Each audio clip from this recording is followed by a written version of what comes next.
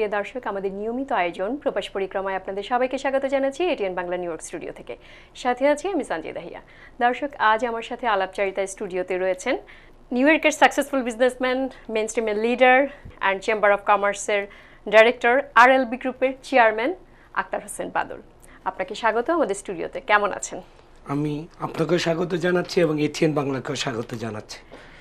আমি এই যে অনেকগুলো পরিচয় আপনার বললাম, প্রথম প্রশ্ন আপনার কাছে, এই পরিচয়গুলোর মধ্যে কোন পরিচয়টা দিতে আপনি স্বাচ্ছন্দ্য বোধ করেন বা প্রাউড ফিল করেন?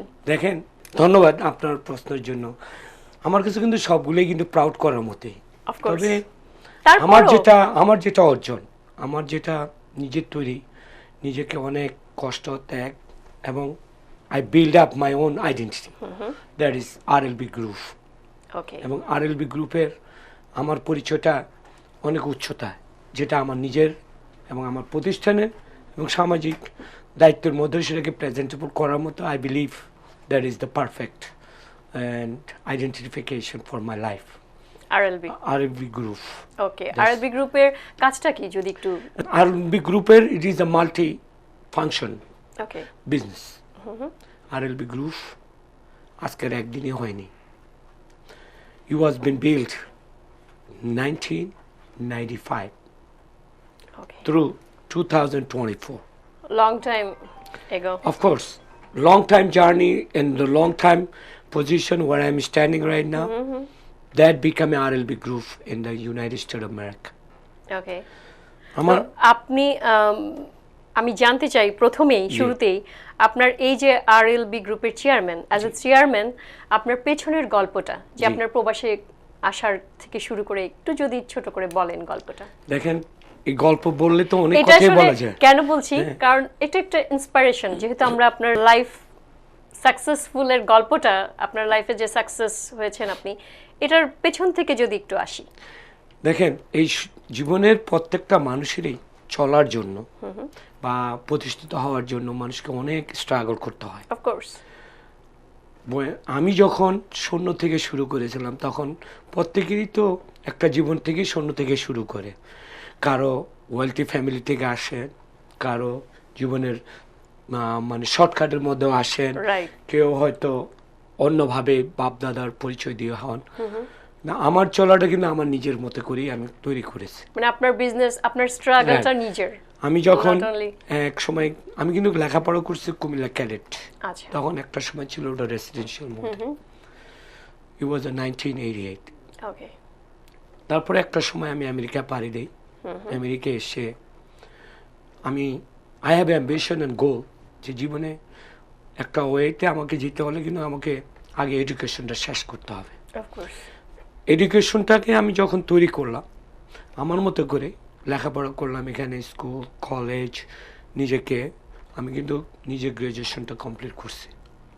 আমার কিন্তু একটা অ্যাম্বিশন ছিল যে আমাকে জীবনে প্রতিষ্ঠিত হতে গেলে কিন্তু আমাকে আগে এডুকেশনটা তৈরি করতে হবে। অফকোর্স। কারণ সব কিছুরই তো একটা পিছনেই কিন্তু এডুকেশন। আপনি আবার ব্যবসায়ী যারা অনেকেই আছেন যে এডুকেশন যে হতেই হবে তাও ঠিক না, কিন্তু সাম রিজন আমি এক সময় ক্যাডেটে যেহেতু পড়াশোনা করছি, I was a defence family, therefore I was been America as a young life. তখন আমি কিন্তু খুব হার্ড ওয়ার্ক করছি, স্ট্রাগল। সবাই আসলে আমি জানি না আমার মতো করে কিন্তু কেউ তো হার্ড ওয়ার্ক করছে কিনা, হয়তো এক একজনের গল্প, এক একজনের স্টোরি। প্রবাসীদের আসলে মোস্ট অফ দি যেটা জানি বা শুনি যে সবাইকেই একটু স্ট্রাগল করতে হয় ফ্রম দ্য বিগিনিং। তো কিন্তু অনেকের আমার চোখে দেখার মতো আর কি, যে অনেকে সাকসেসফুল, তাদেরও কিন্তু অনেক অকল্পনীয় কষ্ট, দুর্ভোগ সব কিছুর মধ্যেই চলতে হয়েছে। আর আমার সাকসেসটা আমার কিন্তু বাবার পরিচয় আমি দিইনি। আমার ফাদার কিন্তু একজন পুলিশ এসপি ছিলেন, একজন, আমার ফ্যামিলিও কিন্তু ওয়েল এস্টাবলিশ, ঢাকা শহরে বলেন, এখানে বলেন, কিন্তু আমি ওগুলার থেকে অনেক ঊর্ধ্বে উঠে কিন্তু আমি একটা পার্ট টাইম চাকরি করতাম আমেরিকাতে। পার্ট টাইম চাকরির থেকে আমি কিন্তু একটা গোল ছিল যে তখন যে আমি এই পার্ট টাইমটা করে একটা সময় আস্তে আস্তে পয়সা জমাবো। তো পয়সাটা জমানোর পরে একটা সময় আমি যে কোম্পানিতে চাকরি করতাম সেখানে কিন্তু ওই সময় কিন্তু আমি কিন্তু ভালো ওয়েলথি স্যালারিও পেতাম। আমি কিন্তু ওয়েল স্পোকিং ইংরেজি বলেন স্প্যানিশ বলেন, তখন কিন্তু আস্তে আস্তে কিন্তু আমি মানে একটা স্টেপ বাই স্টেপ আপনি স্টেপে করেছেন। আগে ছিলাম। হঠাৎ করে আমার একজন কংগ্রেসম্যানের সাথে দেখা, একজন সিনেটর, আচ্ছা সে বর্তমানে রিটায়ার্ড, সে ব্রন্সে কিন্তু প্রথম ফার্স্ট বাঙালি যে কিনা প্রথম মেইন স্ট্রিমের একজন সিনেটরের সাথে আমার দেখা হয়েছে। তো সিনেটরই কিন্তু আমাকে প্রথম অফার করলেন যে তুমি তো অনেক ট্যালেন্ট এবং তুমি ব্রিলিয়েন্ট, আমি এখানে আসলাম শপিং করার জন্য, but I like your style, I like your attitude, I like how you are, I think you can do better and you deserve to be better. আমি বললাম কি better? বললো যে you come my office, when you come my office then we can discuss, we can talk about it. তো আমি বললাম যে ঠিক আছে, আমি তাহলে কখন আসি? বললো যে তুমি আগামী মাসের 3 তারিখে আসবা। তখন সম্ভবত ছিল ওটা মার্চের 3 তারিখ। আচ্ছা সে কিন্তু পোর্টোরিকোতে থাকতো, তখন সেখান থেকে সে তার একটা ভিজিট ছিল, সেটা আসছে। যাওয়ার আগে তার চিফ অফ স্টাফকে বলে গেছে যে, তখন কিন্তু আমাকে মো নামে ডাকতো আর কি, মোহাম্মদ হোসেনকে তারা মো বলে। তখন কিন্তু সে বলছিল যে I have a very good friend is coming. He's the Florsheim shoe company. He was the general manager, and I want to introduce to him and give him the opportunity wherever the paperwork need to be and whatever he become a contractor in the New York City, give him opportunity and make him to become established contractor. Okay. So somehow, আমি কনস্ট্রাকশনের লাইসেন্সটা শুরু করলাম, ওর ঠিকই করছি, করে কিন্তু প্রথম আমি পার্ক ডিপার্টমেন্টে একটা কন্ট্রাক্ট পেলাম।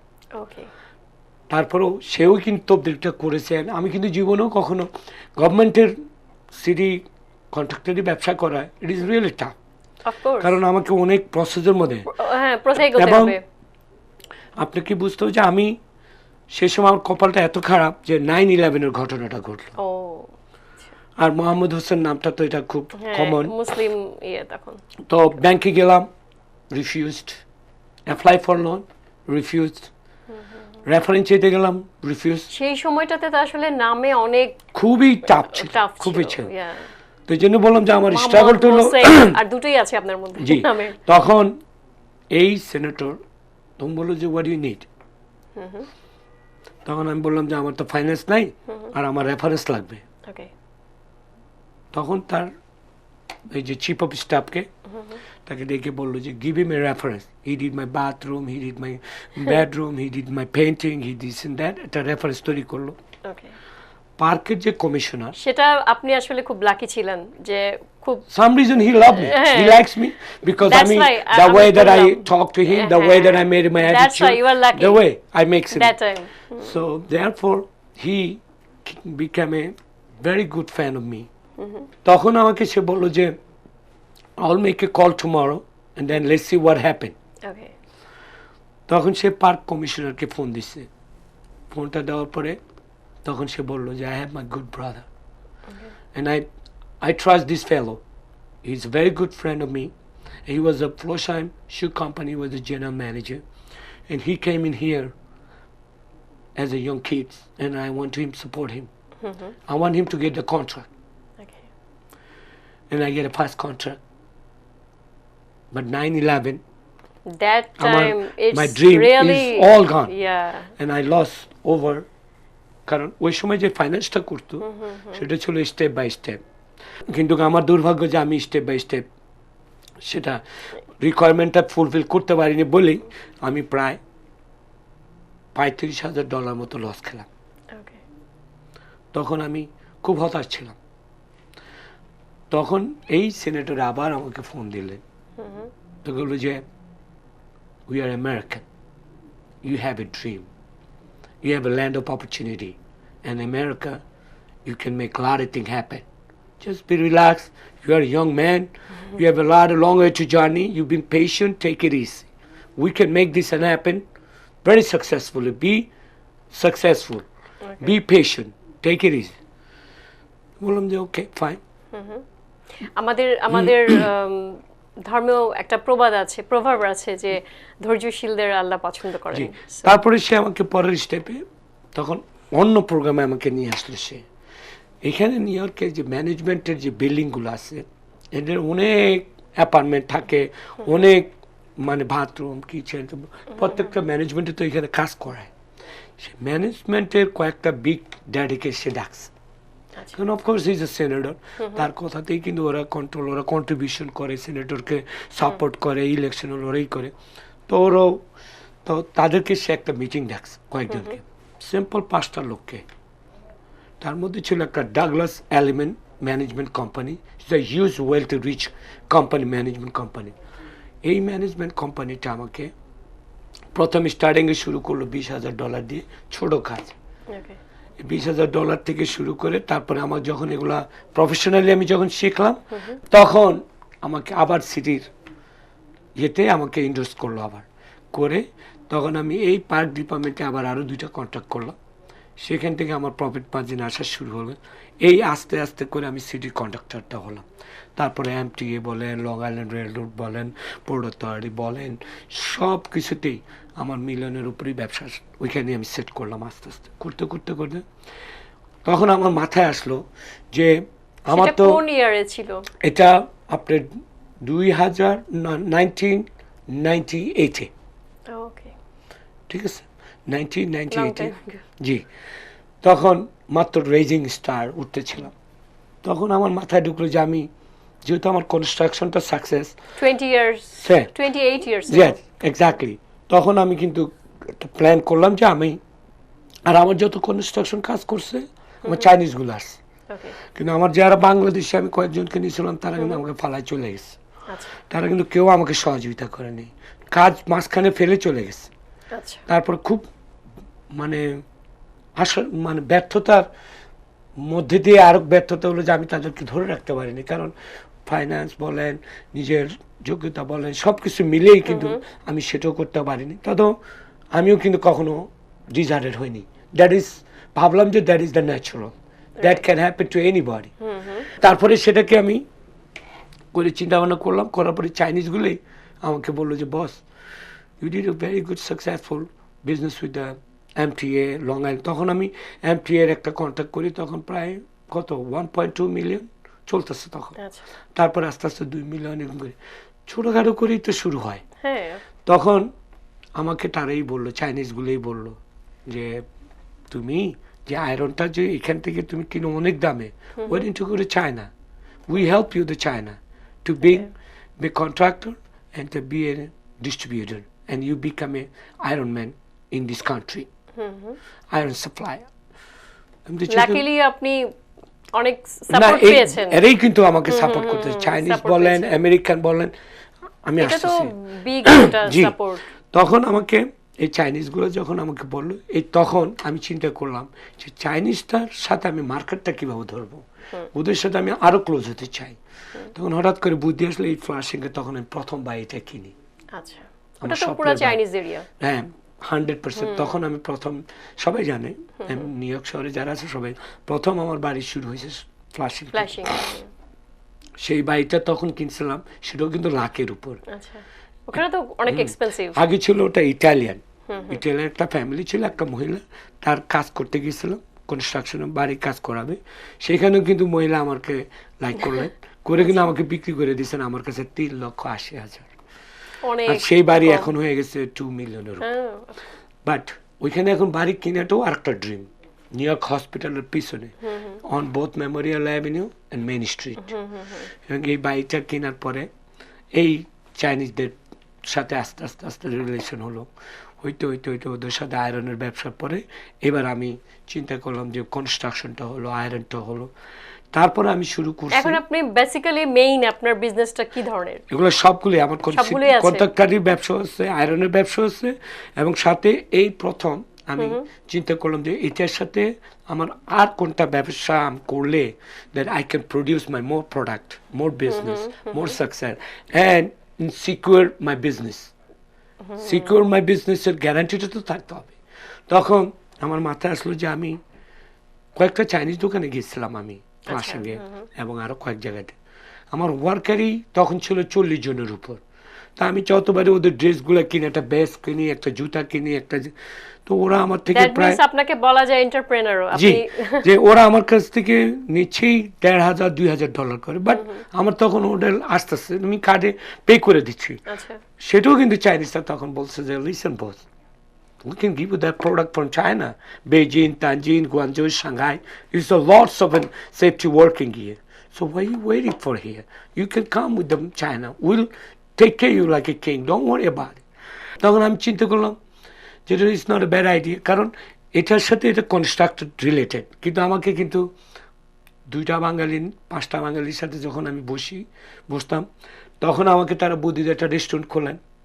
আপনি কি সেটাও করলেন? না, আমি জীবনও করিনি, কারণ আমি ব্যবসা রেস্টুরেন্টে তো আমি জানি না এটা রেসিপিতে কি হবে। আচ্ছা আমি যেটা জানি না আমি সেটা কেন করতে যাব? অফ কোর্স আমার যেটার সাথে যেটা রিলেটেড সেটাই আমি করব। তখন আমি চিন্তা করলাম যে আমার কনস্ট্রাকশনের সাথে আমার আয়রন যায়, কারণ এটা ম্যান্ডেটরি লাগবে, এবং এটার সাথে ওয়ার্কিং গিয়ারটা যাবে। এটাও আমি তৈরি করব, যে এমন ভাবে করবো এটা আনকমন। দেন আপনি ওয়ার্কিং গিয়ারটাও শুরু করলেন। তখন আস্তে আস্তে একটা পজিশন নিলাম, সেটা লং আইল্যান্ডেই নিলাম। আচ্ছা চিন্তা করলাম যে যখন করবোই তখন একটা কিং এর মতো নেই করবো, যেখানে আমার আগামী দিনের স্বপ্নের জায়গাটা তৈরি হবে। I have a dream, I have a plan, সবারই তো আই হ্যাভ একটা এ ড্রিম থাকে। ক্যারেক্টার। এই তখন আমি যখন আমি শুরু করছিলাম, তখন কিন্তু ওই জায়গাটা একটা সিরিয়ান জু ছিল। আচ্ছা সে তখন একটা ঝুপড়ি ছিল, একটা ছোট ঝুপড়ি ছিল। সেখানে সে বললো যে আমার এটা মেকানিক শপ ছিল, এটা এখন আর কেউ রেন্ট নেয় না। আচ্ছা আমি বললাম আমি নিব এটা, তুমি আমাকে এইভাবে দাও, গিভ মি এনিথিং। কারণ ওইখানে একটা ভাড়া নিতে গেলে মিনিমাম 2,000 হতে সেটা 3,000। কোথায়? এটা লিমব্রুক, প্রথম লিনব্রুকে। 215 সানরাইজ হাইওয়ে। তো সেখানে লিমব্রুকের মতো জায়গায় সেখানে আমি একটা ঝুপড়ি নিয়ে শুরু করছি। আচ্ছা আপনার সেটা এখনো আছে? ওটা আমার থেকে এখন বিল্ডিং হয়ে গেছে, ওটা আমি কিনে ফেলছি। ওকে ওটাও আমার। তারপরে ওটার মানে হিস্টোরিটি হলো যে আমার ওই স্বপ্নের ড্রিমটা ওয়ার্কিং ইয়ার ওইখান থেকে শুরু করতে করতে আমি আজকে 10টা লোকেশন দিচ্ছি। এগুলো এক একটা আপনার 2 মিলিয়ন 3 মিলিয়নের উপর।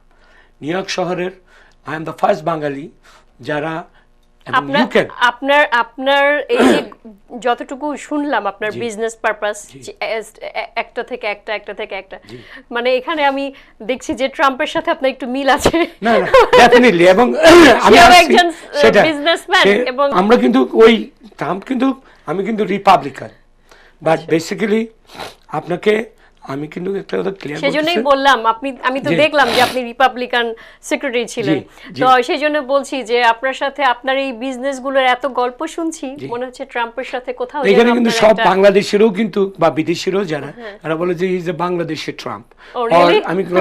আমি আস্তে আস্তে জিনিসটা তখন আমার এই লিমব্রুকে যখন শুরু করলাম, তখন বহু বাঙালি এসে আমাকে পার্টনার বানাইতে। তখন আমাকে 2টা চাইনিজ বললো যে boss you don't need a partner, we are your partner. এই চাইনিজগুলো ফ্যামিলিকে আমি স্পন্সর করছি, গ্রিন কার্ড করে দিচ্ছি, ফাইন্যান্সিয়াল হেল্প করছি, ফাইন্যান্সিয়াল স্টেটমেন্ট করছি, ওরা কিন্তু আমাকে মনে রাখছে। কিন্তু বাংলাদেশে আমি অনেককেও কিন্তু সাপোর্ট করছি, কিন্তু তারা কিন্তু কেউ আমাদের ঘুরেও কখনো দেখেনি, আমার আপনজনও আমাকে দেখেনি, আমার কষ্টের দিনগুলোতেও আমাকে কেউ কোনোদিন পাশেও আসেনি। আমার স্বপ্নের মধ্যেই ছিল আমার মেয়েটা, আমার বউটাই, আমার স্ত্রী কিন্তু আমাকে আগলায় রাখছে, আমার মেয়েটা আমাকে আগলায় রাখছে। সেই স্বপ্নের লিমব্রুক থেকে আমি শুরু করতে করতে আজকে বাদল আমি চেম্বার অফ কমার্সের ডাইরেক্টর হয়েছি। চেম্বার অফ কমার্সের ডাইরেক্টর কারা হয়? You have to have a business, you have to have this. আপনি মনে করেন যে আমি এখন কপেকে তাদের জন্য একটা মানে বিশাল একজন, মানে ওরা বলতেছে যে you become our like a god, we love you Mo, তারা আমাকে মো নামে চেনে। লিমব্রুকের পরে আমি শুরু করছি ওশান সাইড, ওশান সাইডের পরে আমি শুরু করছি ওশান সাইডটা যেদিন কাছাকাছি। জি, এগুলো সব, কারণ ওগুলা আমার একটার সাথে রিলেটেড নেই, এবং আমার গোলটা কিন্তু অন্য জায়গায় ছিল। I have a dream, I have a plan, এবং আই হ্যাভ এ গোল। আপনি সাকসেস, আমি জানি না আমি কতটুকু সাকসেস, বাট আমার মিশনের পর মিশন, আমার অনেকগুলো আরো প্ল্যান আসতেছে সামনে। তখন আমি যে কাজটা করলাম সেই কাজের মধ্যে কিন্তু আমার প্রথম গোলটাই ছিল আমি মানুষকে হেল্প করবো। প্যান্ডামিকের সময় যখন সব লং আইল্যান্ডের রাস্তাঘাট বন্ধ, তখন কিন্তু আমার এই ওশান সাইড কিন্তু আমি তখন $500,000 দিয়ে শুরু করছিলাম। আমার তখন প্রথম আমার সম্পূর্ণ রুজিটা আমি তখন ওইখানে ইনভেস্টমেন্ট করছি, আর তার কয়েকদিন পরেই কিন্তু মানুষজন রাস্তা নাই, খা খা করতেছে, আমার সারা শরীর কাঁপতেছিল, আবার শেকিং। তখন পুলিশ তখন আমাকে জিজ্ঞেস করতেছে, ওয়ার ইউ গোয়িং? আমি বললাম যে I am going in my store, you see the Lynbrook, the working here is me. Oh you the mom? Yes, come please.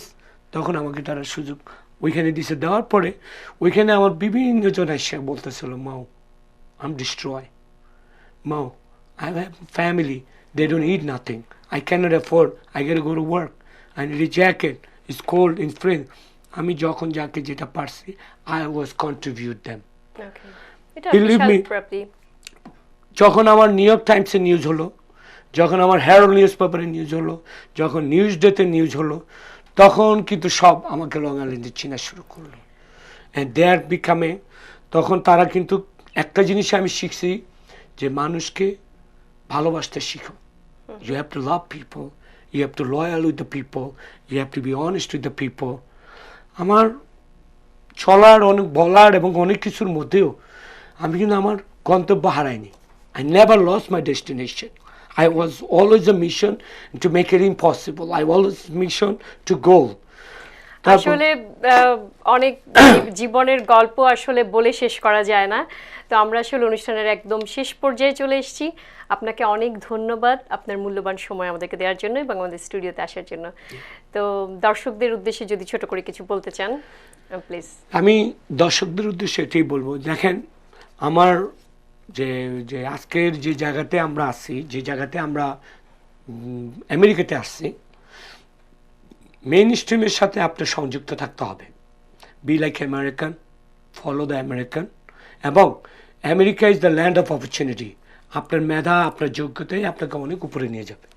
আপনাকে যখন চিন্তা করতে হবে যে আমরা এখানে বাংলাদেশের এখানে যারা আছি, সবাই সবার যোগ্যতা নিয়ে এখানে যে যার মতো করে গড়ে উঠেছে, কিন্তু you must have to be American, you must have to love your country, and you always have to be American lawyer, American dignity and the loyal and the principle and the honest, and become American, vote for American, and be successful American. And আমি আশা করি ATN Bangla আমাকে আজকের এই সুযোগ করে দেওয়ার জন্য আমি আনন্দিত এবং গর্বিত, এবং আগামী দিনের প্রত্যাশায় এবং আপনাদের সবাইকে এটিএন বাংলার শুভেচ্ছা সবার জন্য রইল। আপনাকে আবারও ধন্যবাদ। প্রিয় দর্শক, আমরা অনুষ্ঠানের শেষ পর্যায়ে চলে এসেছি। আবারও দেখা হবে নতুন কোনো অতিথিকে সঙ্গে নিয়ে। সে অবধি আপনারা ভালো থাকুন, সুস্থ থাকুন।